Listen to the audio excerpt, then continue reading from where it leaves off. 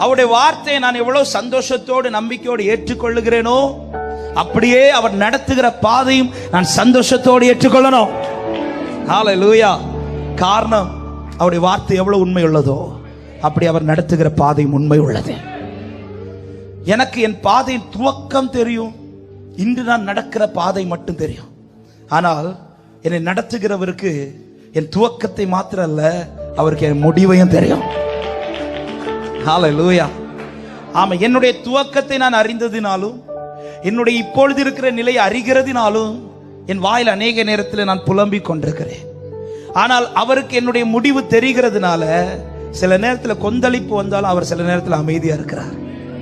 ஏன்னா அவருக்கு தெரியும், என் பிள்ளைக்கு சொன்ன வார்த்தை எவ்வளவு உண்மை உள்ளதோ அப்படியே நான் அவர் நடத்துகிற பாதையும் உண்மை உள்ளது. விசுவாசிக்கிறவங்க கரங்களை தட்டி ஆண்டவருக்கு நன்றி செலுத்துக பார்க்கலாம். ஹல்லேலூயா. கர்த்தர் துவங்கின பாதையை நீங்க முடிக்க ட்ரை பண்ணாதீங்க, அது உங்க வாழ்க்கையில கஷ்டமா மாறிடும். நிறைய பேர் நாமளா முடிக்க ட்ரை பண்றோம். போதும் ஆண்டவரே, போதும் ஆண்டவரே. அவருக்கு தெரியும் எப்போ முடிக்கணும்னு. முடியும் போது உன் நிலைமை எப்படி இருக்கணும்.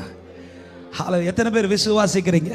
கர்த்தரை நான் நம்பி இருக்கிறபடியால் என் இருதயத்தை கர்த்தர் களி கூற பண்ணுவார்னு விசுவாசிக்கிறவங்க கரங்களை உயர்த்தி ஆமென் என்று சொல்லுங்க பார்க்கலாம்.